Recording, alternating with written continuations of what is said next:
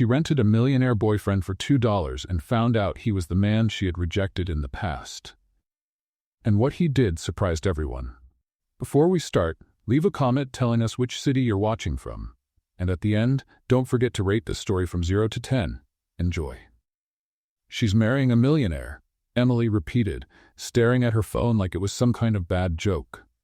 Who? Your wicked sister? Asked Olivia, her best friend, chewing a croissant with her mouth full. The very one. And guess what? My dad texted me asking me to go to the wedding, and he even added, wear something decent. As if you'd show up wearing a trash bag. Emily rolled her eyes. He thinks I'm the embarrassment of the family. So are you going? Of course I am, but I'm not going alone. Emily crossed her arms with a mischievous smile. What? Are you taking the pizza delivery guy? No, I'm hiring a fake boyfriend. Just to impress that witch. A model, an actor, anyone who looks expensive. Olivia's eyes widened. Friend, you barely have enough money to buy soap. How are you going to pay for a boyfriend? Emily grabbed her phone and started searching on a classifieds website. There must be a cheaper option. 2 seconds later, she let out a scream. Oh my gosh, they charge by the hour? I'd have to work for a whole year to afford a fake boyfriend. And that doesn't even include a kiss. Olivia added, laughing loudly. Emily opened her wallet dramatically and counted. 1, 2, there. $2. 2. Olivia tried to hold back her laughter. With that, you might get a quick hug if you're lucky.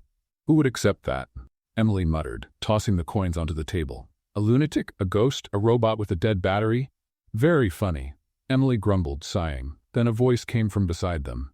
I'll take it. Emily and Olivia turned at the same time. A tall man, in a dark suit with a sharp smile, stood there holding a cup of coffee. Sorry. What? Emily asked, suspicious. I heard your offer. $2 to pretend to be your boyfriend for a day. I'm in. Olivia's eyes widened. Who are you? A failed actor? An undercover detective? A magician? A Russian spy? Brian? And no, none of the above. I just thought it sounded fun. Emily studied him. Far too handsome to be offering his services for 2 coins. Perfect hair, eyes that could melt ice, pout, and a mysterious air like someone who'd lived through 3 soap operas. Are you kidding? No. If you want, I'll be your official boyfriend for the evening. I can even hold hands and smile like in those butter commercials. But I really only have $2. Brian shrugged and pushed the coins back to her with a smile. That covers the coffee. The rest, I'm doing for fun. Olivia whispered, Friend, this is starting to feel like the beginning of a movie. We just don't know if it's a romantic comedy or a thriller. Emily looked at Brian once more. There was something about him familiar, but she couldn't place it. Okay, Saturday. My sister's wedding. Rich, boring people. And you need to look expensive. I'm great at looking expensive, he said with a sly smile. Send me the address. I'll be there. And before she could say another word, he walked away as if it were the most natural thing in the world. Emily and Olivia stood frozen, staring after him. You just hired a boyfriend for $2, Olivia said, stunned. If he's not a thief, this is going to be a great story. Emily was still trying to process everything, but something about his face told her this wasn't a coincidence. And it wasn't. Brian knew her, and she had rejected him many years ago. But now, she had just paid to go out with him. The wedding day arrived, and Emily spent the whole morning getting ready, with a dress borrowed from Olivia, shoes that pinched her feet, and makeup she redid 3 times until she felt presentable for high society, as she put it. When Brian arrived to pick her up, she almost choked. He was unrecognizable. A tailored suit that looked more expensive than 6 months of her rent, a watch that glimmered subtly on his wrist, and a fragrance that made any woman within 5 feet sigh without meaning to. Wow, was all Emily managed to say. Happy with your $2 investment? Brian smiled faintly, offering his arm. Where did you get that outfit? Did you rent it too? Let's just say I have my resources. Emily frowned. Something didn't add up, but there was no time to dig deeper. Her sister's wedding was already going to be a minefield. Questioning her fake boyfriend could wait. The wedding venue was enough to intimidate anyone. Huge gardens, decorations that cost more than a car, and guests who looked like they'd stepped straight out of a celebrity magazine. Relax, Brian whispered in her ear when he noticed her tension. You look beautiful. Thank you. And you look suspicious. Suspicious? No one looks that good for just $2. You must be up to something. Brian chuckled softly. Maybe I am. Emily didn't have time to process his answer because her sister Sarah appeared like a storm of white tulle and arrogance. Emily, what a surprise. Her tone was sweet but full of venom. And who's this? Brian, my boyfriend. Emily forced a smile. Brian offered his hand politely. Nice to meet you. Emily talks about you all the time. Oh, really? Sarah gave Emily a suspicious look. So what do you do, Brian? I work. Where do you work? In an office. Emily almost laughed at how vague that was. Sarah, clearly frustrated at not getting more details, gave a fake smile and walked away. In an office? That's the best you could come up with? Emily whispered. It worked, didn't it? During the ceremony, Emily noticed how much attention Brian was getting, not just from her, but from all the women there. He had a confident posture, the kind of presence that quietly said success. And when he smiled at her, it seemed too genuine to be fake. Have you done this before? She asked softly. Done what? Pretended to be someone's boyfriend. First time. What about you? Ever hired a fake boyfriend before? Also the first time. We're improvising together. Brian smiled. I like improvising. The most awkward moment came during the reception. Emily's father, always a charming man, decided to give a speech about family and tradition, looking directly at Emily like she was the official black sheep. And of course, we're happy that our Emily has also found someone special, he said, with the enthusiasm of someone announcing a disease. Everyone turned to look at them. Emily felt her face burning with embarrassment, but Brian stood up gracefully and raised his glass. Thank you, Mr. Thompson. Emily really is special. I'm lucky she gave me a chance. The entire room sighed together. Even Sarah looked a little impressed. Emily stared at Brian like he was from another planet. How did you know my dad's last name? You mentioned it. I didn't mention it. Brian winked. I have a good memory. During dinner, the questions kept coming. How did they meet? How long had they been together? Any plans for the future? Brian answered everything like he was used to being interrogated. So, where did you two meet? Asked a curious aunt. At a coffee shop, Brian replied. Emily was complaining about life, and I thought she was authentic. Emily nearly spit out her wine. Authentic? It's a compliment, he whispered. The big twist came during the couple's toast. Everyone was standing, glasses raised, when Brian leaned close to Emily's ear. You turned me down in high school, and now you paid to go out with me. Emily froze. Her glass almost slipped from her hand. What? West High School, 2018. You were with your popular friends by the lockers when I tried to ask you to the dance. Remember? Emily's face went pale. The memories hit her like a wave. A shy, skinny boy with giant glasses and braces. She had laughed at him in front of everyone. Brian. Walker? Miller now. I changed my last name when my parents got divorced. Oh my God. Emily started laughing nervously, catching the attention of people around them. You? You can't be him. The Brian from high school was a nerd, a mess, a loser? He smiled, amused. People change, Emily. But, she waved her hands around, struggling for words. You had glasses and braces and that ridiculous Batman backpack. Contacts, braces off, and better taste? It does wonders. Emily was having an existential crisis in the middle of her sister's wedding. She laughed, stopped, looked at him, then laughed again. You planned this? Planned it? You're the one who found me at a coffee shop yelling that you needed a fake boyfriend for $2.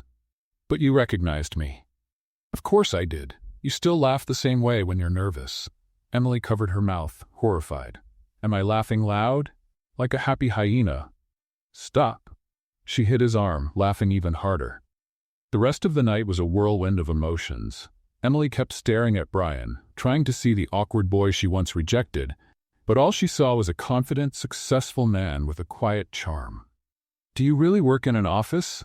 She asked as they danced. I do. But what's your role? Let's just say, I have a few responsibilities. You're being vague again. And you're being awfully curious for someone who paid me $2. Best $2 I ever spent, apparently. Brian laughed. You haven't seen anything yet. By the end of the evening, when he dropped her off at home, Emily was still trying to process everything. So, now that I know who you are, does that change anything? Does it for you? I'm not sure. You were different. Was it easier to reject me when I was just a nerd? Emily made a face. Are you going to hold that over me forever? Probably. Fair enough. I deserve it, Brian smiled. See you around. Wait, aren't you going to give me your number? You know where to find me. Same coffee shop, same time. And he left, while Emily stood there, confused, guilty, and oddly excited. The next morning, Olivia came running in with her phone in hand. Emily, you need to see this. What is it now? Your fake boyfriend. Olivia held up the phone, showing a huge headline. Billionaire CEO Brian Miller spotted with mystery date at glamorous event. Emily nearly fainted. Billionaire? And there's a picture. Look at you, like a princess. Emily held the phone with shaking hands. The photo showed her dancing with Brian. He was looking at her with an expression that definitely didn't look fake. Olivia, I think I'm in way over my head. You think? You hired a billionaire for $2. That's like winning the lottery without even buying a ticket. Emily sat on the bed staring at the picture. Brian Miller, CEO, billionaire. And she had rejected him back in school because she didn't think he was good enough. The irony was almost poetic, and now she had no idea what to do next. Emily was still trying to come to terms with the fact she had unknowingly hired a billionaire for $2 when her phone rang. It was her boss from the restaurant. Emily, I need to speak with you. Now. Good morning to you too, Mr. Peterson. Get down here, immediately. 20 minutes later, Emily was standing in front of her boss, who was holding a printout of the news headline like it was evidence in a crime. Can you explain this? He asked, waving the paper dramatically. It's a picture of me? A picture of you with a billionaire. At some fancy event. This damages the image of our establishment. Emily blinked, confused. How does that damage anything? That makes no sense. You're just using this as an excuse to fire me. Customers might think our employees are, I don't know, gold diggers. Mr. Peterson, with all due respect, that's the most ridiculous thing I've ever heard. And I've heard you say ketchup counts as gourmet seasoning. Don't be insolent. You're fired. Fired? For dating someone? For lying about your life? You said you were just a regular waitress. Because I am a regular waitress. Emily threw her hands up. That was a cosmic misunderstanding. Cosmic misunderstanding? Mr. Peterson frowned. It's a long story. It involves $2 and a twist of fate. You're delusional. You're fired. Gather your things. Emily left the restaurant carrying a box with her belongings, a stained apron, a backup pair of shoes, and a plant that had been dying for 3 months. Perfect, she muttered. Now I'm unemployed because of a fake boyfriend who turned out to be a real CEO. My life's officially a soap opera. Olivia came running. I heard you got fired. That's outrageous. We're suing that restaurant. With what money? Remember, I have exactly. Emily checked her wallet. 50 cents and an expired pizza coupon. There's an obvious solution. What? Go talk to your billionaire. He's not my billionaire. It was a one-night agreement. Emily, the man has been in love with you since high school, and now you're jobless because of him. Go get some answers. An hour later, Emily stood in front of the most intimidating building in Portland.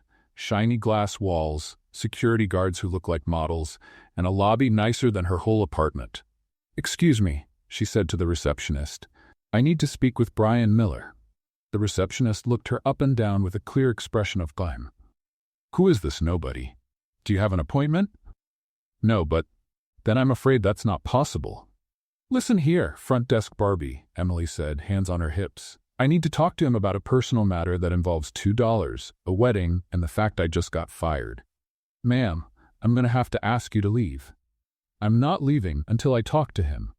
Just then the elevator doors opened and Brian stepped out, flanked by 3 men in suits. Emily? He looked genuinely surprised. What are you doing here? I came to get some answers, she said, marching toward him. Because of you I got fired. Fired? My boss saw the photo in the paper and said I was damaging the image of the establishment. Apparently, dating billionaires goes against waitress ethics. The men in suits exchanged amused looks. Brian dismissed them with a gesture. Let's talk in my office. Oh, now you want to talk? Yesterday you ran off after dropping that bomb. Emily, you're making a scene. I'm making a scene? You're the one who showed up in my life, took $2 just for fun, and forgot to mention you practically own Portland.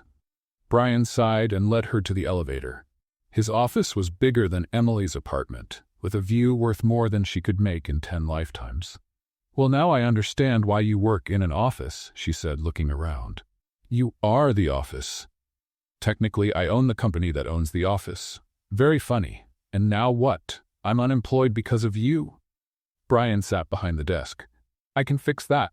I'll call your former boss and—" "No." Emily raised her hand. "I'm not working for someone who fires me over a photo. I have my pride." "Then what do you want me to do?" "I don't know. You're the one who caused this mess." Brian stayed silent for a moment, then smiled. "I have an offer." "What kind of offer?"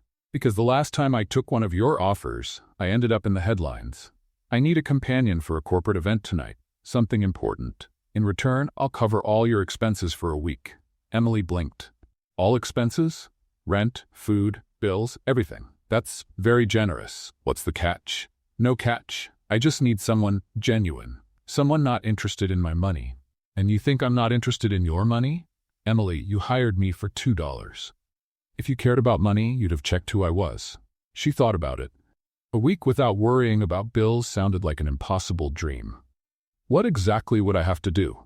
"Be yourself. Talk to a few people, smile for pictures, join me for a boring dinner." "That's all?" "Yes, that's all. I accept, but with one condition." "What's that?" "No surprises, no shocking revelations, no ex-girlfriends showing up, no finding out you own half the planet." Brian gave her a strange smile.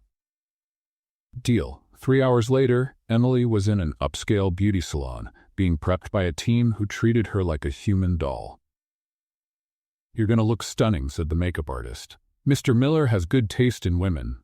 "We're not really dating," Emily explained. "It's just business." "Of course, dear. And I'm just a makeup artist, not a fairy godmother." The dress Brian had chosen was perfect. Elegant without being flashy, expensive without being showy. Emily looked in the mirror and barely recognized herself. "Wow," she whispered. "Wow doesn't even cover it," said Brian, appearing behind her. "You look breathtaking." "Thank you. You look very billionaire yourself." They laughed, and, for the first time since the revelation, Emily felt at ease. The event was at a 5-star hotel. Important people, business conversations Emily didn't understand, and drinks that cost more than her weekly salary. "Just smile and nod," Brian whispered. "If anyone asks about you, say you work in hospitality." "Technically, that's true. Waitress is hospitality." "Exactly." Everything was going smoothly until Emily noticed a stunning blonde woman watching her with a little too much interest. She looked like she'd been born on the pages of a fashion magazine. "Brian," the woman approached with a smile that didn't reach her eyes. "What a surprise to see you here." "Victoria." Brian's tension was obvious. "I didn't know you'd be here." "I'm one of the organizers. And who is your companion?" Emily felt a wave of discomfort. The way Victoria said companion made it sound like a questionable profession. "Emily Thompson," she said, extending her hand. "And you are?" "Victoria Blackwell, Brian's ex-fiancée." Emily almost choked on her champagne. "Ex-fiancée?" She turned to Brian. "You forgot to mention that detail." "It was a long time ago," Brian said quickly. 3 months, Victoria corrected with a poisonous smile. "Barely healed, and he's already found a replacement." Emily felt her blood boil. "Replacement? Interesting. I'd say I'm more of an upgrade." Victoria laughed, but it wasn't a warm laugh. "How cute. Let's see how long this lasts." And she walked away, leaving Emily fighting the urge to throw her shoe at her. "Brian Miller," Emily turned to him. "We're gonna have a little talk. Now, ex-fiancé?" Emily hissed as Brian led her to a more private corner. 3 months ago? That's not a detail you mentioned before bringing me to an event she's organizing? "Emily, I can explain." "Oh, really? Great, because I'm dying to know what other surprises you've got hidden. Maybe a secret child? A wife in Las Vegas? A reality show?" Brian ran a hand through his hair. "Victoria and I broke up because she wanted to marry for money, not for me." "And why does that bother you? You are a billionaire." "Exactly. I never know if someone likes me or just my bank account." Emily looked at him. "Brian, I hired you for $2. If I'd known you were rich, I would have offered at least 5. He laughed despite the tension. "That's exactly the point." "Okay, but now your model ex-fiancée is staring at me like I'm something she wants to step on, and I get the feeling she's planning something." "Victoria is complicated." "Complicated like hard to deal with? Or complicated like might make me mysteriously disappear?" "More the second one." "Wonderful. Emily grabbed a champagne glass from a passing tray. Well, if I'm dying tonight, at least I'll die looking good. During dinner, Emily tried her best to act like a classy lady. The problem was her idea of classy included asking the waiter if the main course came with fries and trying to guess if the decorations cost more than a car. "Emily," Brian whispered, "you're commenting on the price of everything out loud. Sorry, but that chandelier costs more than my entire college education. It's fascinating how you rich folks spend money." "You rich folks? You know, your kind? Homo economicus superioris." The man sitting next to them, a well-known investor, burst out laughing. "She's hilarious. Where did you find her, Brian?" "In a coffee shop," Emily answered before Brian could. "He rented me for $2. The table went completely silent. "I mean," Brian tried to recover. No, Emily continued cheerfully. "That's exactly what happened. I needed a fake boyfriend. He was drinking coffee, and the rest is history. Best investment I ever made." Everyone at the table burst into laughter. Apparently, Emily's brutal honesty was refreshing in a room full of small talk and polished masks. "You have to tell us more," said an older woman, clearly entertained. "Well, it all started because my sister was marrying a millionaire, and I didn't want to show up alone and have everyone asking me when I'd get a boyfriend or have kids. And I was like, people, I'm 23, not 80. Brian watched her with a mix of panic and admiration. Emily was talking with her hands, telling embarrassing stories about her family, and had the whole table completely engaged. And then my dad said, "Wear something decent." Emily imitated her father's deep voice, "like I normally walk around in a trash bag." More laughter. Across the room, Victoria watched it all with an increasingly sour expression. "Emily," Brian whispered, "maybe you should."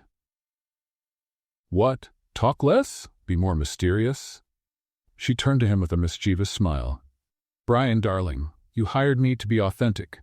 This is Emily Thompson, unfiltered." "That's exactly why she's perfect," said the investor. "Finally, someone real in this room full of facades." After dinner, while people mingled for networking, Emily continued being Emily. She asked a CEO how he could sleep at night, knowing he made in a day what others earn in a year.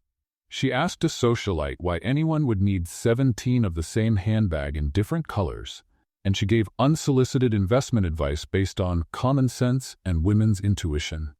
"You're all making things way too complicated," she told a group of businessmen. "Investing is like dating.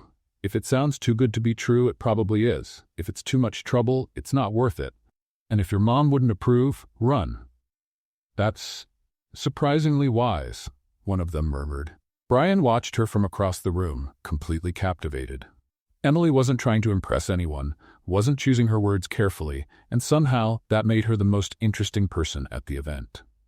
"She's different," said a voice beside him. Brian turned and saw Victoria walking up. "Victoria, relax. I'm not here to start trouble. I'm genuinely curious about your new friend." Emily is hard to explain. "I can see that. She just told Johnson he should invest in food trucks because street food always sells, and now he's actually thinking about it." Brian looked over at Emily, who was enthusiastically explaining something about the food truck economy. "She has her own kind of logic." "And you're in love with her?" Brian turned to Victoria. "What?" "Please, Brian, I've known you for 5 years. I've never seen you look at anyone the way you're looking at her." "It's complicated. The best stories always are." Victoria took a sip of champagne. "Can I make a suggestion? You're going to anyway. Bring her to brunch with me tomorrow." Brian looked at her like she'd suggested they go skydiving. "You want to have brunch with Emily? Just the two of you?" "I want to get to know her better. Woman to woman without you around." "Victoria, I know you. What's the plan?" "No plan, I promise." She gave him an innocent smile. "Just good old curiosity. No, Brian, if she's as special as she seems, she can handle me. And if she can't, well, better to find out now." Just then, Emily appeared beside them, her cheeks flushed with excitement. "Brian, you won't believe it.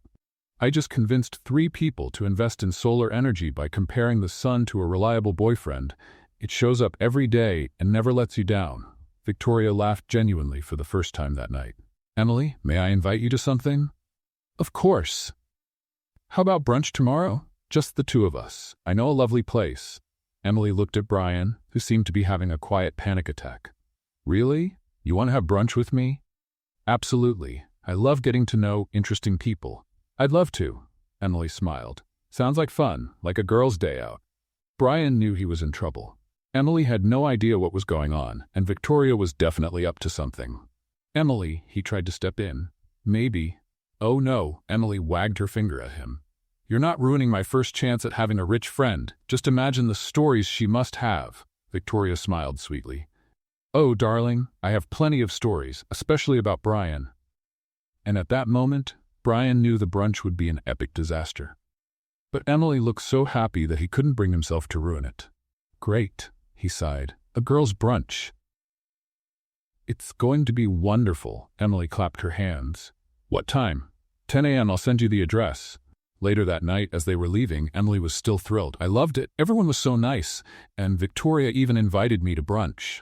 Emily, about Victoria. What? She seems great. A bit intimidating, but I think we'll get along. Brian looked out the car window and silently prayed to every saint he could think of. This was going to go very, very wrong. Emily woke up on Saturday full of excitement. She was finally going to a fancy brunch with a former model, who just happened to be her fake billionaire boyfriend's ex-fiancé. But she wasn't completely naive. She knew Victoria was up to something. My life really has turned into a soap opera, she muttered, picking out the least inappropriate outfit in her closet. The restaurant Victoria had chosen was exactly the kind of place Emily would never go to on her own. Minimalist decor, dishes that cost more than her rent, and a crowd that looked like they walked straight out of a high-society gossip magazine. Victoria was already there, surrounded by 3 women who looked like her clones, blonde, rail-thin, and with smiles that didn't reach their eyes. Emily. Victoria waved like they were best friends. Come meet the girls. Emily walked over, trying not to trip over her own feet. Hi, everyone. This is Madison, heir to the Whitmore Labs fortune. Sophia, who owns a chain of spas, and Jennifer, who's married to Senator Thompson. Nice, Emily gave a genuine smile. I'm Emily, the unemployed ex-waitress who rented a billionaire for $2. Awkward silence. How fun, Madison said with a stiff smile. And how did you meet our dear Brian? Asked Sophia, in the tone of someone conducting an interrogation. Well, I was complaining about my life in a coffee shop when he showed up and offered to be my fake boyfriend. I thought he was crazy, but turns out he was just a bored billionaire. Fake boyfriend? Jennifer's eyes widened. Yep, Brian agreed to it for $2. Best deal of my life. Victoria gave her a sweet but sharp smile. What an interesting story. So, you don't have a real relationship? We have fun, he pays my bills, I make him laugh. It's like a business deal with emotional benefits. Emotional benefits? Madison laughed. How modern. And you don't feel, I don't know, awkward? Asked Sophia. Being supported by him? Emily thoughtfully chewed a piece of croissant. Awkward? Why? He offered. I accepted. It's kind of like being an influencer, except instead of selling makeup, I offer genuine company. Genuine, Victoria repeated. Interesting word. Well, I am who I am. I don't pretend to be sophisticated, I don't know etiquette, and yesterday I asked the waiter if that $200 dish came with free refills of soda. The women exchanged horrified looks. And Brian? Accepts that? Jennifer asked. Accepts he loves it? He said he'd never met anyone so... What was the word? Oh yes, refreshing. Refreshing, Victoria repeated with a tone that could freeze the room. Yes, like cold water on a hot day, or ice cream when you have PMS. Or finding forgotten money in your jeans pocket. Madison nearly choked. Did you just compare your relationship with Brian to finding money in your pocket? Hey, it's a great feeling. You all are too serious. Relax. Victoria decided to go on the offensive. Emily, dear, don't you think you're a bit out of your element? Brian is used to a certain level. Level of what? Sophistication, elegance, women who know how to behave in society. Emily laughed out loud. Oh, I see. You're worried I'm not fancy enough. Well, Sophia hesitated. Ladies, relax. I know I'm not on your level. You're like convertible Mercedes. I'm more like a second-hand bicycle. But you know the difference? What?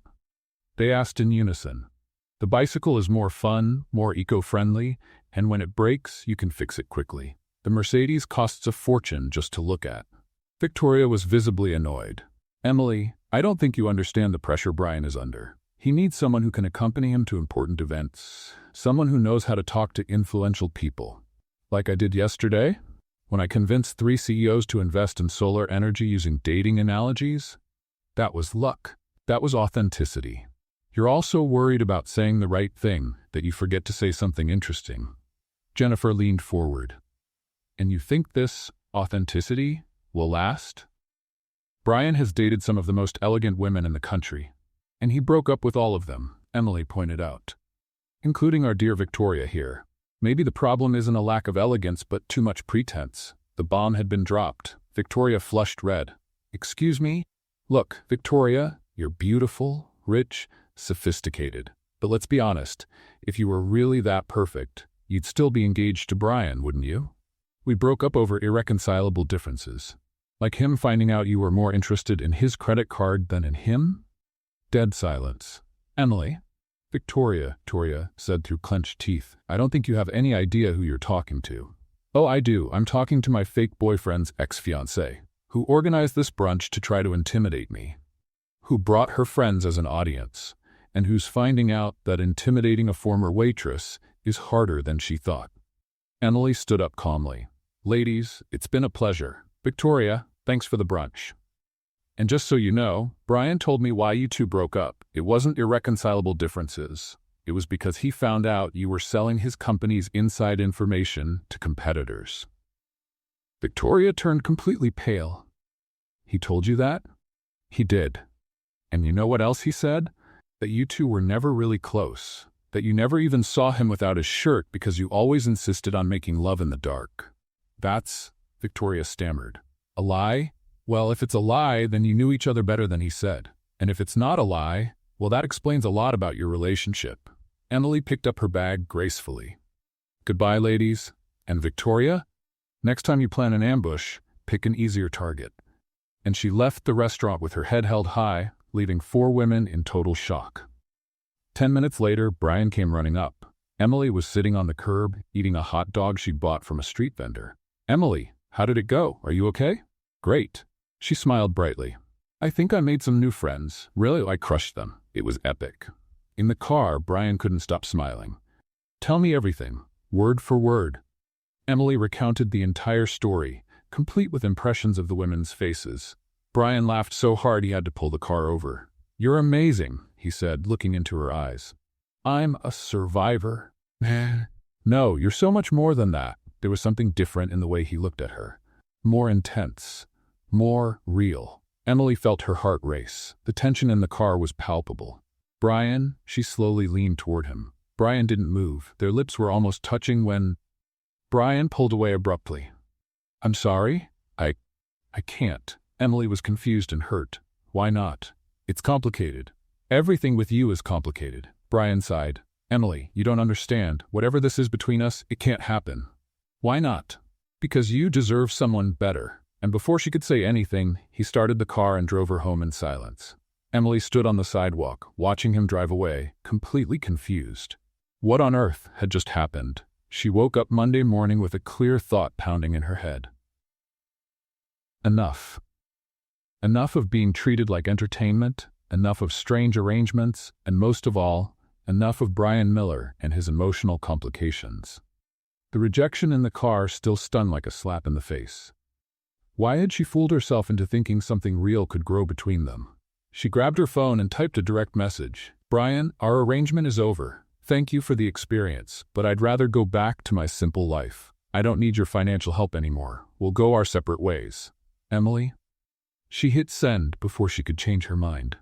10 minutes later, the phone rang. Brian? Emily declined the call. It rang again. She declined it again. On the 3rd try, she turned the phone off completely. There, she said to herself. Problem solved. The next few days were a roller coaster of plain, raw reality. Emily went back to her usual routine, waking up early, job hunting, eating instant noodles, counting coins for the bus fare. This was her real life. No luxury, no perks, no expensive dresses. And that was okay. At least that's what she kept telling herself. Meanwhile, Brian was finding out that his luxury-filled life had lost all meaning. The office felt dull, meetings were torture, and even the expensive coffee tasted like cardboard. "Mr. Miller," said Margaret, his secretary, on Wednesday, "you've canceled 8 meetings this week." "I'm not in the mood for meetings." "You're not in the mood for anything. Yesterday you yelled at the printer for being too slow." Brian knew he was being ridiculous, but he couldn't stop thinking about Emily. He tried calling her constantly, but her phone was always off or out of range. "Emily, it's me.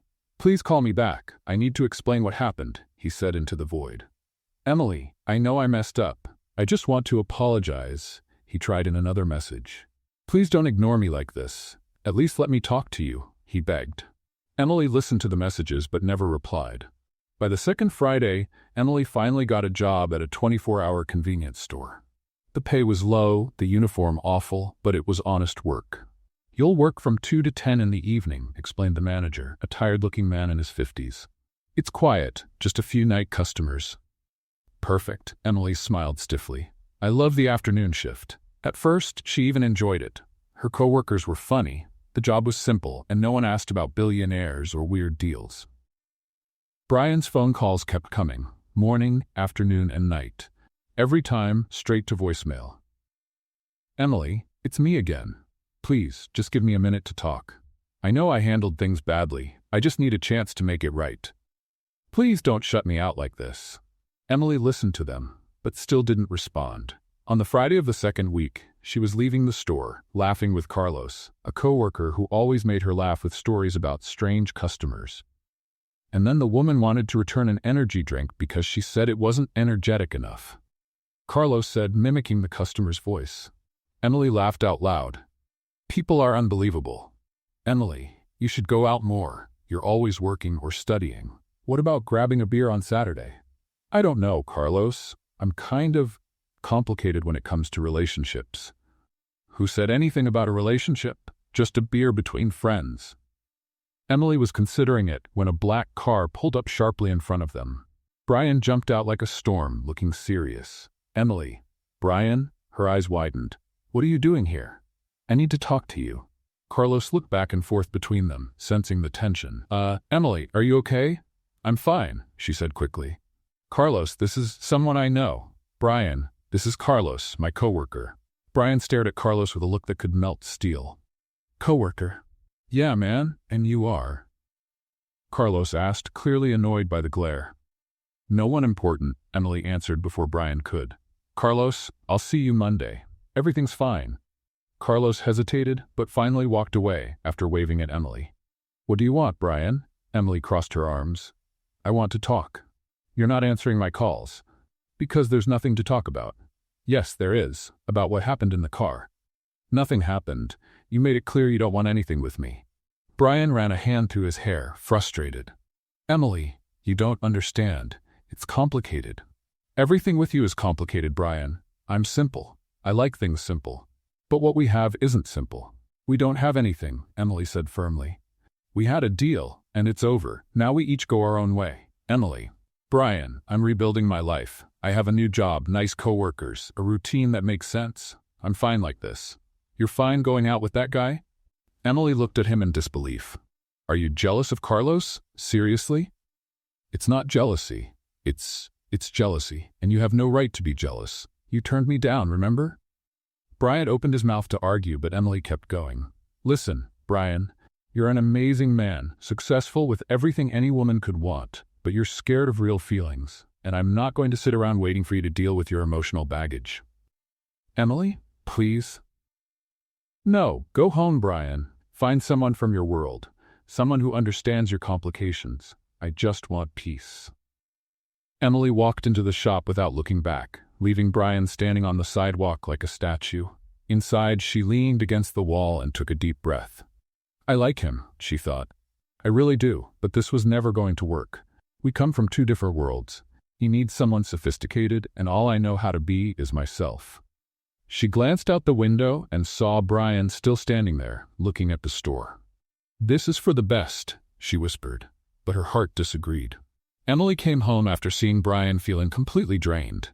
She collapsed on the couch and stared at the ceiling, trying to process everything that had just happened.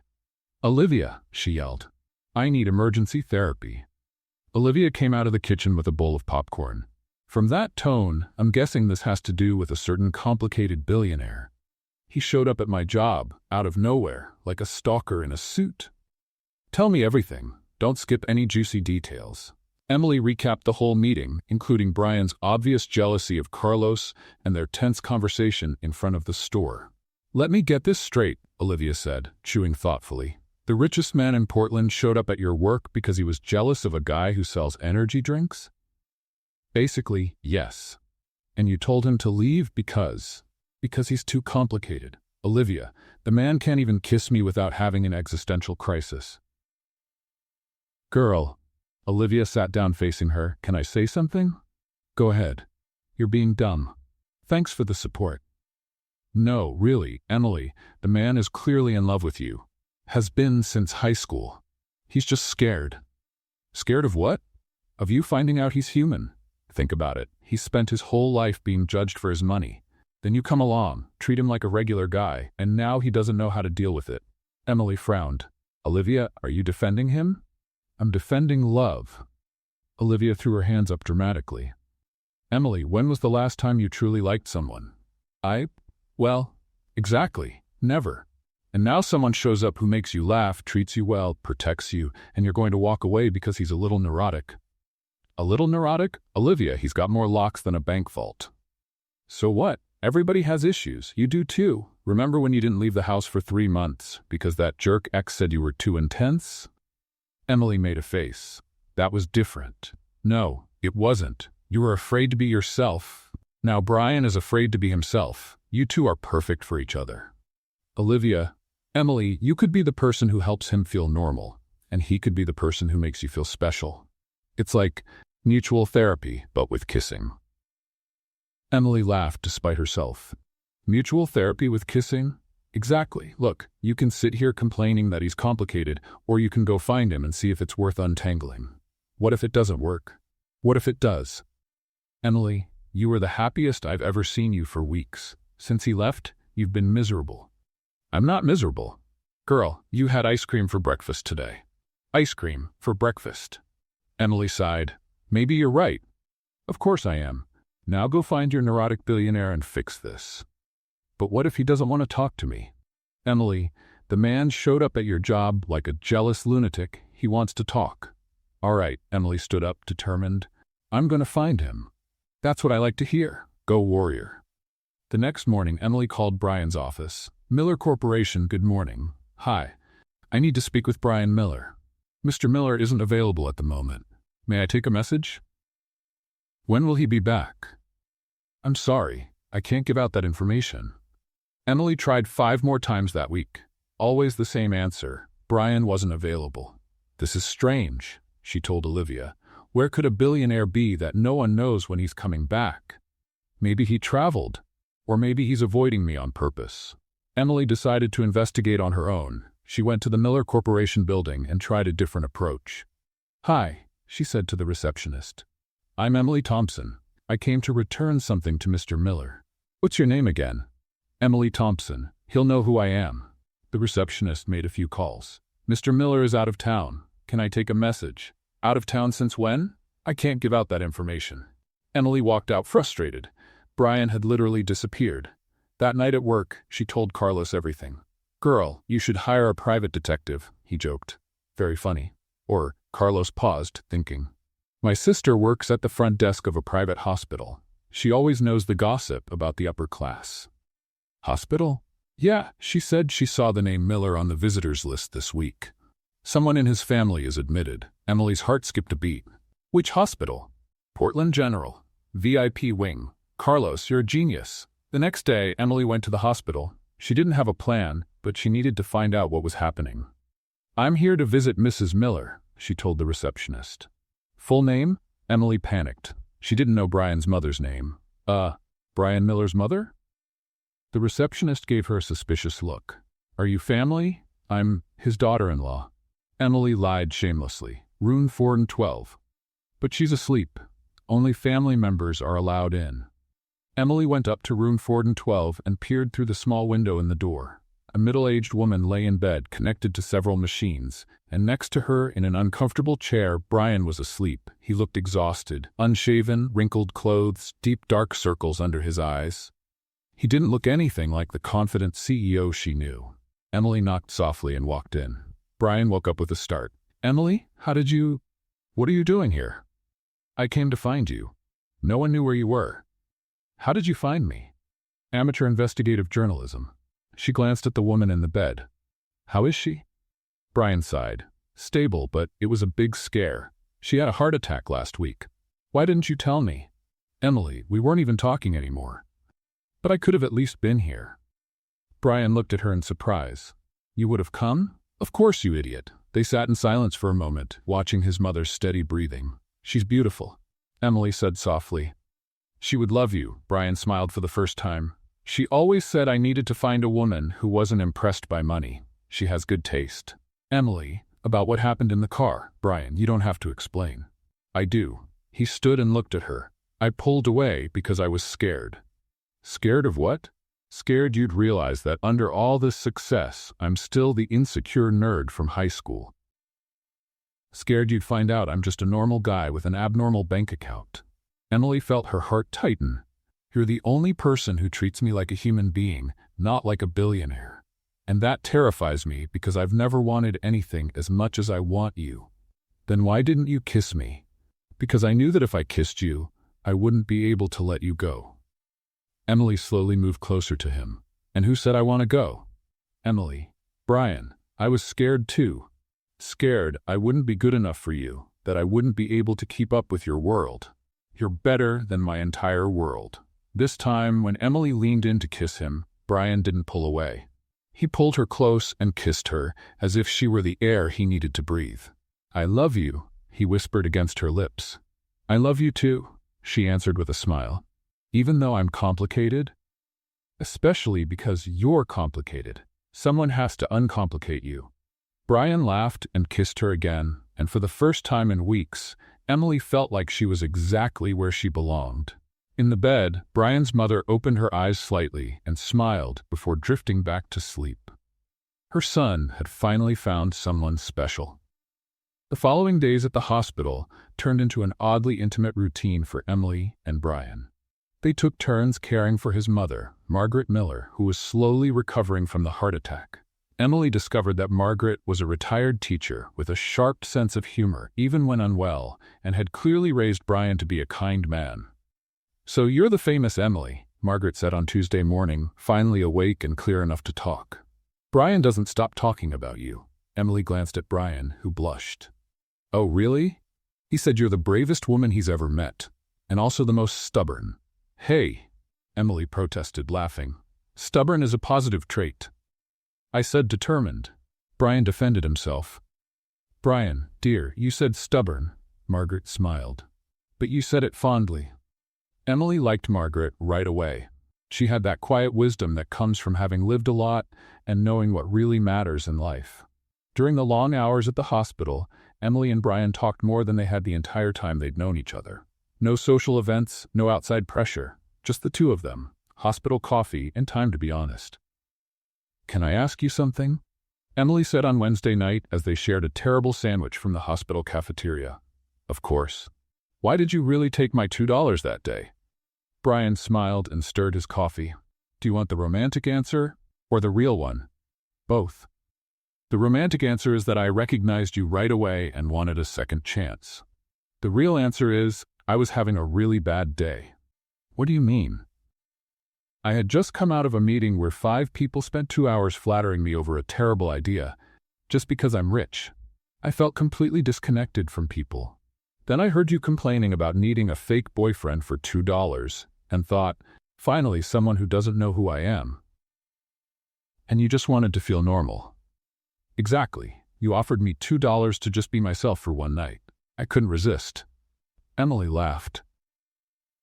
"So I saved you from the existential boredom of being rich." "Something like that." "You're welcome." On Thursday, while Margaret was asleep, Brian finally opened up about his childhood. Emily noticed he tensed up whenever high school came up, so she gently pushed. "Brian, can I ask about before?" What you were like in high school. He was quiet for a long time, staring out the hospital window. It's not a pretty story. You don't have to tell me if you don't want to. No, I do.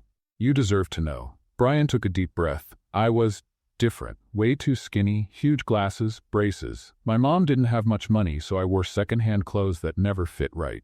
Emily felt her chest tighten, and people were cruel. Very cruel. There was this group of boys who called me Professor Gadget because I was good at math. They'd hide my books, shove my desk, put gum in my hair. That's awful. The worst wasn't the boys. It was the girls who laughed when they did it, or acted like I didn't exist when I tried to talk to them. Emily swallowed hard, remembering the day she had turned him down without even knowing him.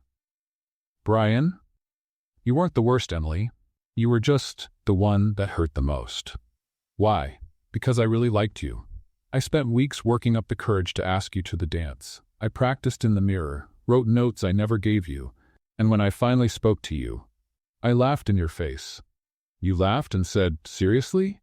Are you being serious?" And your friends laughed too. And I realized that to you the idea of going out with me was so ridiculous. It was funny. Emily's eyes filled with tears. Brian, I'm so sorry. No, don't be. I'm not telling you this to make you feel guilty. I'm telling you because that moment changed me. What do you mean? I decided no one would ever make me feel small again. I spent the next few years reinventing myself. I worked out, got contacts, wore better clothes. I studied how successful people spoke, how they moved, how they acted. You rebuilt yourself. Completely. And it worked. In college, people respected me. In business, they feared me. I got everything I ever wanted. But, Brian smiled sadly, but deep down, I was still that 16-year-old kid, scared of being rejected. That's why I could never have real relationships.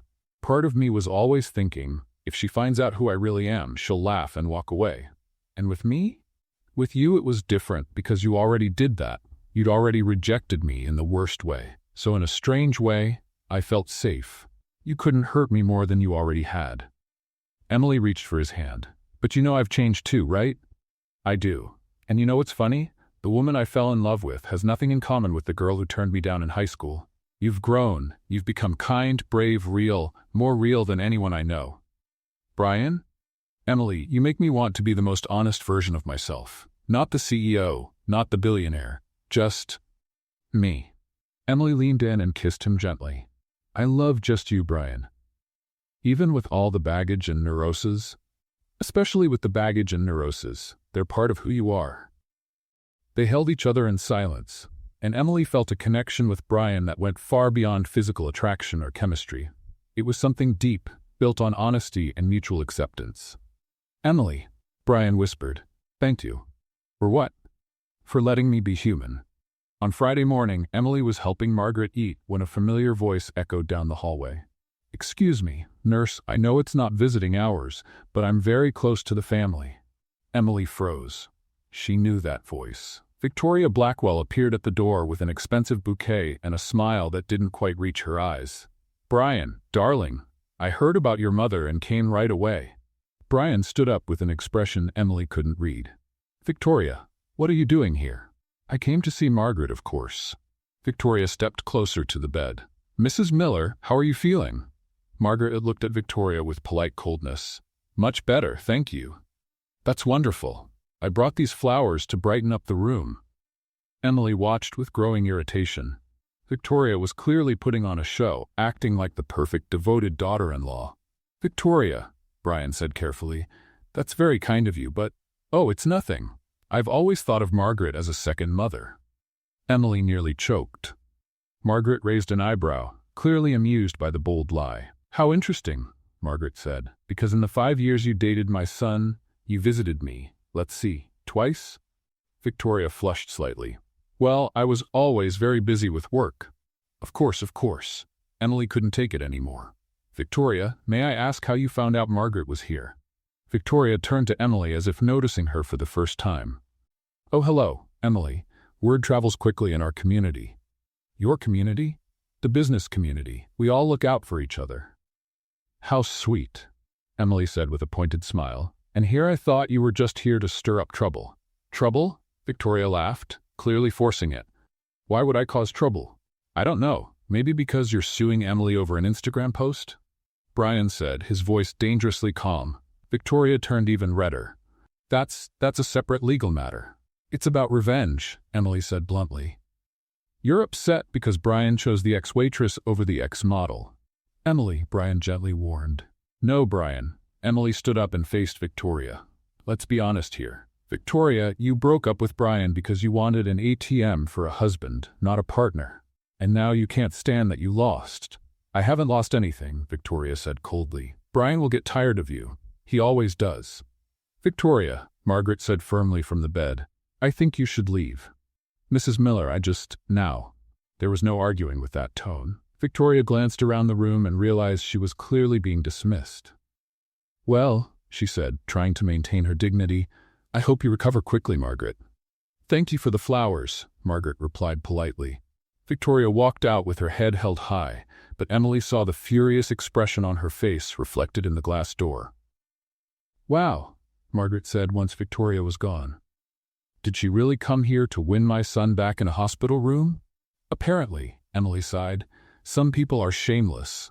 Emily, Brian said, taking her hand, thank you for standing up for me. Always. That's what real girlfriends do. Margaret smiled. Real girlfriends? I thought you two were still in the it's complicated stage. Emily and Brian looked at each other and laughed. I think it's official now, Brian said. Finally, Margaret said with a dramatic sigh. Now I can recover in peace, knowing my son won't die alone, surrounded by gold diggers. Mom. What? It's true. Emily laughed and kissed Margaret's forehead. You and I are going to get along just fine, mother-in-law. I already like you, daughter-in-law. And for the first time since the heart attack, Brian felt like everything was going to be okay. The next morning, Brian walked into the hospital room with 2 coffees and a determined look Emily was already starting to recognize. It was the same look he had before closing major business deals. Good morning, beautiful ladies, he said, handing Emily a coffee and kissing his mother's forehead. Good morning, dear, Margaret replied. You look like you have something on your mind. Always sharp, Brian smiled. Emily, I need to talk to you about something. Emily took a sip of the coffee and made a face. If this is about moving into a mansion, the answer is no. It's not about a mansion. It's about work.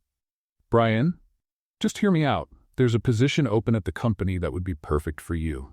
Public Relations Department. You're a natural with people. Authentic. Creative. Brian, no.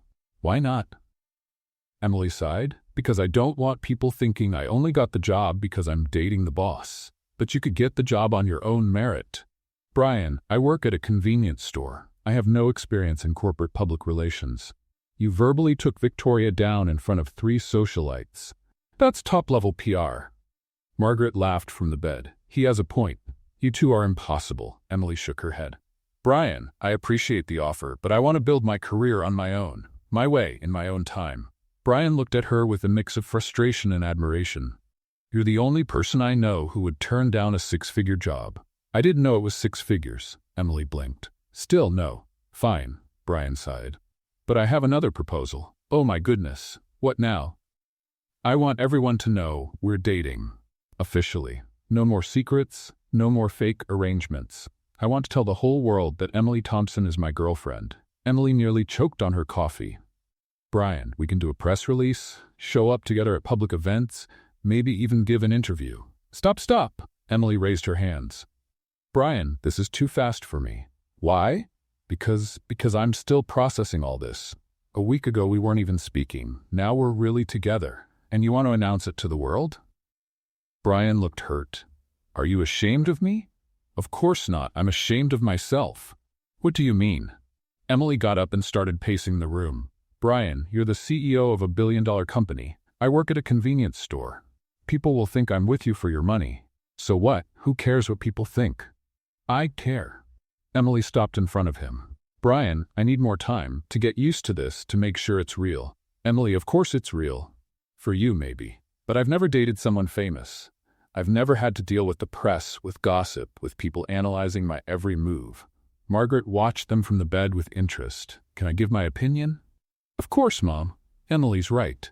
Relationships need time to grow before facing outside pressure. Thank you, Margaret. But, Margaret continued, Brian is also right. Hiding the relationship could do more harm than good. Emily and Brian looked at each other. What do you suggest?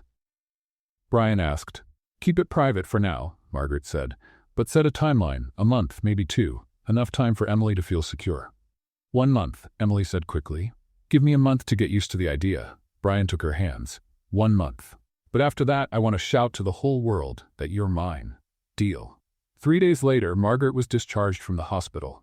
Brian insisted on hiring a private nurse, but Margaret firmly refused. I'm not an invalid, Brian. I just had a little heart issue. Little issue? Mom, you almost nothing. I'm fine. And both of you need to stop treating me like porcelain. That evening, Brian arranged a romantic dinner to celebrate his mother's recovery and to finally have a night just for the two of them. He chose a small, quiet restaurant far from the places where he was usually recognized. This is perfect, Emily said, looking around. Cozy, intimate, and no photographers, Brian added. Exactly. They ordered wine, talked about everything and nothing, and for the first time in weeks, Emily allowed herself to completely relax. Brian, she said over dessert, can I tell you something? Of course. I'm scared. Of what? Emily played with her dessert spoon. Of getting hurt. Of hurting you. Of all this going wrong. Emily, I've never felt like this about anyone, she went on. It's scary. Every time you smile at me, my heart does something strange. Every time you touch me, I forget how to breathe. And it terrifies me because if it falls apart, it'll hurt more than anything I've ever felt. Brian took her hand across the table. Emily, I'm scared too. Really? Terrified. You're the first person I truly love. Not the idea of you, not what you represent, but you. And if I mess it up, you won't mess it up. How do you know? Because you're a good man, Brian Miller. And good men don't ruin good things. They were leaning in to kiss when a familiar voice cut in. How sweet. Emily and Brian quickly pulled apart. Victoria was standing by the table with a sly smile. Victoria, Brian said through clenched teeth. What do you want? Relax, Brian. I just came to say hello to the happy couple. How did you find us? Emily asked. Portland isn't that big, darling. Emily stood slowly. Victoria, are you following us? Following us? Victoria laughed. That's just paranoia. I have dinner here every week. That's not true, Emily said calmly. This place doesn't even have a Michelin star, and you wouldn't eat here unless it were the last restaurant on earth. Victoria turned slightly red. How dare you? How I dare? Emily gave her a sweet smile. Victoria, honey, you really need a new hobby. Following people isn't a good one. I'm not following anyone. No? Then how would you explain showing up at the hospital yesterday and now here at this restaurant? A cosmic coincidence? Brian watched Emily with a mix of amusement and admiration. Emily, Victoria said, her voice low and tense, you have no idea who you're dealing with. Sure I do. I'm dealing with a 32-year-old woman who still hasn't gotten over her ex. Honestly, it's kind of sad. Sad? Victoria, have you ever tried therapy? Because being obsessed with an ex isn't healthy. There are professionals who can help with that. Victoria was furious. You're just a gold digger, nothing more. And you're just a bitter ex-fiancé, Emily replied evenly. But at least I'm a happy gold digger. You're just an unhappy ex. How dare you? Victoria, Brian stood up. You need to leave. Now. Brian, you can't talk to me like that. I can, and I just did. Stop following us, stop stirring up drama, and go get your own life. Victoria looked from Brian to Emily, clearly frustrated. This isn't over, she finally said. For us, it ended a long time ago, Brian replied. Victoria stormed off, and Emily sat back down. Well, she said, taking a sip of wine, that was fun. You were amazing, Brian laughed. Being obsessed with your ex isn't healthy? Where do you come up with this stuff? Morning talk shows. They're very educational. Brian kissed her hand. I love you. I love you too. Even with the crazy ex-fiancé included. Speaking of which, about the lawsuit. Brian, I don't want to talk about Victoria today. I want to talk about us. Then let's talk about us. And they spent the rest of the evening doing exactly that. The next morning after their romantic dinner, Emily woke up with a strange feeling in her chest. Something about the night before was bothering her, but she couldn't quite figure out what. Maybe it was Victoria showing up. Or maybe it was the fear she had confessed to Brian. When she arrived at work at the convenience store, Carlos immediately noticed her mood. Man, you look like you just had a fight with your billionaire boyfriend. We didn't fight. Yet. Yet? That doesn't sound good. Emily sighed as she straightened up the shelves. Carlos, do you think two people from completely different worlds can actually work out? Depends. Do you love each other? Yes. Do you respect each other? Yes. Do you have fun together? A lot. Then what's the problem? The problem is that he wants to make our relationship public, and I don't know if I'm ready for that. Carlos stopped stocking the drinks. Emily, can I tell you something? Sure. Are you afraid of what other people will think, or are you afraid of truly committing? His question hit Emily like a punch to the stomach. I don't know. Because, look, running from a relationship because you're scared of being judged is one thing. Running because you're scared of opening your heart? That's something else entirely. Emily stayed quiet, letting her friend's words sink in. That night, Brian showed up at the store during her shift with a determined look on his face. We need to talk, he said without any small talk. Brian, I'm working. Emily, we can't keep doing this. Doing what? You pulling away every time things get serious between us. Emily felt a wave of irritation rise. I'm not pulling away. Aren't you? You turned down the job, you don't want to go public with us, and last night when Victoria showed up, you got tense with me too. I was tense with her, not with you. Emily, you're looking for excuses to keep your distance. That's not true. Then explain to me why every time I bring up the future, you change the subject. Emily stopped organizing the shelves and looked straight at him. Because the future scares me, Brian, okay? I'm terrified. Why? Because you're rich, successful, powerful, and I'm just a regular girl working in a convenience store. Emily, not this again. It's not just about the money, she burst out. It's about expectations. Your life is photographed, analyzed, talked about. Every outfit I wear, every word I say, every move I make, it's all going to be judged. So what? So what? I don't know if I can handle that pressure. What if I'm not good enough? What if I embarrass you? What if, stop. What if you realize you could be with someone better? Emily, stop. Brian's voice echoed through the empty store. Emily froze, eyes filled with tears. Emily, Brian said more calmly, you're sabotaging our relationship because you're afraid of things that might never even happen. But they might happen, or they might not. Emily, you're asking for a guarantee I can't give you. No relationship comes with guarantees. Brian, no, listen. I love you. I love your loud laugh. I love how you treat everyone the same. I love how you make me feel like a regular guy. But I can't keep proving that to you over and over. Emily felt her heart break. What are you saying? I'm saying you need to decide if you want to be with me or not. For real. No fear, no excuses, no conditions. I do want to be with you. Then show me. Stop running, stop making excuses, and be my real girlfriend. Emily looked into his eyes and saw determination, but also exhaustion. He was worn out from fighting her fears. And what if I can't? Then maybe we're not meant to be. The words hit like a bomb. Emily felt like the ground had just disappeared from under her feet. Brian? Emily, I'm going home. When you decide what you want, call me. And he walked out, leaving Emily alone in the shop, crying between shelves of candy. Brian drove home on autopilot, his heart heavy. He had pushed Emily into a corner, and now he regretted it. But he also knew he couldn't keep proving his love while she kept running away. At home, he collapsed onto the couch and stared at the ceiling. That's when he saw the $2 bill on the coffee table, the one Emily had tried to use to pay him on their first day. He'd kept it as a reminder. He picked it up and gave a sad smile. $2. The best investment of his life. For $2, he got the chance to truly know Emily, to fall in love with her, to learn what it meant to love and be loved for who you really are. It didn't matter if she was scared. It didn't matter if the whole world thought they didn't make sense. That $2 bill gave him something money couldn't buy. True love. And he wasn't giving up without a fight. 2 days later, Emily was at home trying to convince herself she'd made the right choice by not calling Brian, when Olivia burst in yelling, "Emily, get out of bed right now!" Why? Because there's a man outside with a huge sign and flowers. Emily ran to the window and nearly fainted.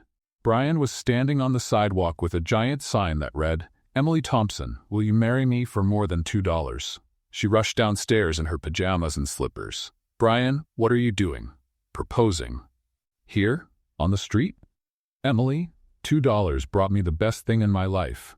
Now I want to give everything I have for the chance to spend the rest of my life with you." He got down on one knee right there on the sidewalk and pulled a small box from his pocket. "Emily Thompson, will you marry me? No fear, no conditions. Just you and me?" Emily looked at him, at the ring, at the neighbors peeking out their windows. "Brian, are you sure?" "Completely. You love me for who I am, not what I have, and I love you exactly the way you are, brave, genuine, and completely nuts." Emily laughed through her tears. "I am a little nuts." "So? Will you marry me?" Emily looked into his eyes and saw everything she had always searched for: love, acceptance, and the promise of a life full of laughter. "Yes," she whispered. "Yes." "Yes," she shouted. "Of course, yes." Brian picked her up and spun her around while the neighbors clapped from their windows. "I love you," he said, slipping the ring on her finger.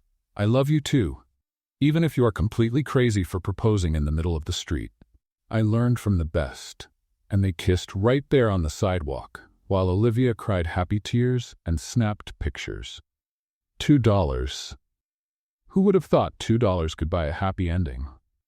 5 months later, Emily woke up on her wedding day with a strange feeling in her stomach. At first, she thought it was just nerves. It made sense to be nervous on your wedding day. But this felt different, something she couldn't quite explain. "My favorite bride." Olivia burst into the room like a storm, carrying the wedding dress. "How are you feeling?" "Strange," Emily admitted, sitting on the bed. "Kind of nauseous, actually." "It's nerves. I'd feel sick too if I were marrying a gorgeous billionaire." Emily laughed, but the feeling didn't go away. During breakfast, which Margaret insisted on preparing herself, Emily could barely eat. "Sweetheart, you need to eat," Margaret said, worried. "You can't faint at the altar." "I know, it's just, I can't. Must be nerves." Margaret studied her carefully. As a retired teacher and a mom, she had a special instinct for these things. "Emily, can I ask you something a bit personal?" "Of course." "When was your last, Emily froze with her fork in the air. "My last what?" Then it hit her. Oh my goodness. "Honey?" Emily ran to the calendar on the kitchen wall and started counting on her fingers. "Once, twice, 3 times. "Emily?" Olivia asked, worried. "I have to go," Emily said quickly. "Now." "But the wedding is in 4 hours." "I know. That's why I have to go now." Olivia and Margaret exchanged confused looks but followed Emily to the nearest pharmacy. "Emily, are you going to explain why we're buying?" Olivia looked at the box in her friend's hand. "A pregnancy test on your wedding day? Because maybe I'm not just nervous sick." "Oh my goodness." Olivia's eyes widened. "You think you might?" "I don't know. That's why I'm taking the test." Back at the apartment, Emily locked herself in the bathroom while Olivia and Margaret waited outside like 2 anxious statues. "Emily?" Margaret knocked on the door. "Are you okay in there?" "I don't know yet. I have to wait 3 minutes." They were the longest 3 minutes of Emily's life. She stared at the test, then at the mirror, then back at the test. 2 lines, 2 bright pink lines. "Oh my goodness," she whispered. "Oh my goodness, oh my goodness, oh my goodness." "Emily." Olivia knocked harder. "What happened?" Emily opened the door, holding the test with the face of someone who had seen a ghost. "I'm pregnant." Margaret and Olivia were silent for exactly 5 seconds before exploding into screams of joy. "I'm going to be maid of honor." Olivia jumped up. "I'm going to be a grandma," Margaret cried. "I'm going to be a mom." Emily panicked. "On my wedding day. How do I tell Brian? At the altar? Before the altar? After the honeymoon?" "Breathe, honey." Margaret held her hands. "One thing at a time. First, let's get you ready for the wedding. Then you decide when to tell him." 4 hours later, Emily was at the altar of the small church they had chosen, radiant in her simple yet elegant gown, holding her bouquet with slightly trembling hands. Brian looked stunning in his tuxedo, his smile lighting up the whole place. "You look beautiful," he whispered as she reached the altar. "Brian, I need to tell you something," she whispered back. Now. The minister started the ceremony, but Emily barely heard a word. "How do you tell the man you're pregnant in the middle of your wedding ceremony? If anyone knows of any reason why these two should not be joined," said the minister. Emily seized the dramatic pause. "Brian," she whispered urgently, "I'm pregnant." Brian froze completely, blinked once, twice, 3 times. "What?" he whispered back. "Pregnant. You know, baby, 9 months, diapers." Brian stared at her as if processing information in a foreign language. We, when? Probably that night after the romantic dinner, the one Victoria interrupted. "Brian?" the minister asked. "Is everything all right?" Brian turned to the minister, then to Emily, then to the congregation of family and friends, all watching expectantly. "She's pregnant," he announced to the whole church. Complete silence. Then Margaret stood up and began clapping. "I'm going to be a grandma!" The entire church erupted in applause and cheers. Emily covered her face in embarrassment, but Brian pulled her close. "Are you sure?" he asked, his eyes shining. 3 tests, all positive. "We're going to have a baby?" "We are." Brian lifted her off her feet and spun her around right there at the altar, while everyone laughed and cried at the same time. "Brian," Emily laughed. "The minister hasn't finished yet." "Minister," Brian said, still holding Emily, "could you speed this up? I need to kiss my pregnant wife." The rest of the ceremony passed in a joyful blur of tears, laughter, and declarations of love. When the minister finally said, "You may kiss the bride," Brian kissed Emily as if it were the first and last kiss of his life. "I love you, Mrs. Miller," he whispered. "I love you too, Mr. Miller. And so does our baby." 3 weeks later, Emily was exploring the new house they had moved into after the honeymoon when she found a framed piece on the wall of Brian's office. Inside the elegant frame were the original $2 she had given him that first day at the cafe. "Brian!" she called out. "Come here." He came running. "What happened? Is the baby okay?" "The baby's fine. But this," she pointed to the frame. "You framed the $2? Brian smiled that smile that always made her melt. "Of course. It was the best investment of my life." $2? "Emily, that day you didn't rent me. You set me free." "What do you mean?" "You set me free from the idea that my only worth was my money. You set me free from my fears, from my insecurities. You set me free to just be myself." Emily felt her eyes fill with tears, which was happening a lot lately. Thanks, hormones. "Brian Miller, you are the most romantic man in the world. And you are the most amazing woman in the world. Even when you tell me I'm going to be a dad, at the altar. Hey, you said it was the best surprise of your life. It really was." He pulled her close and placed his hand on her still small belly. "You two are the best things that have ever happened to me." "Two?" "You and our daughter." "How do you know it's a girl?" "Father's intuition." Emily laughed and kissed him, thinking about how life can take the most unexpected turns. Who would have guessed that $2 at a coffee shop would lead to this? A happy marriage, a baby on the way, and the love of her life. "You know what's funny?" she said, resting her forehead on his. "What?" "People always say love doesn't come with a price. But ours did. $2. Best deal ever." And they sealed their happy ending with a kiss full of promises, laughter, and the certainty that no matter what the future held, they would face it all together. What did you think of Emily and Brian's story? Leave your thoughts in the comments below.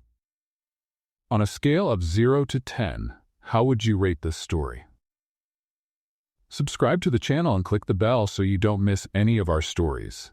And don't forget to check out more touching stories by clicking right here on the final screen.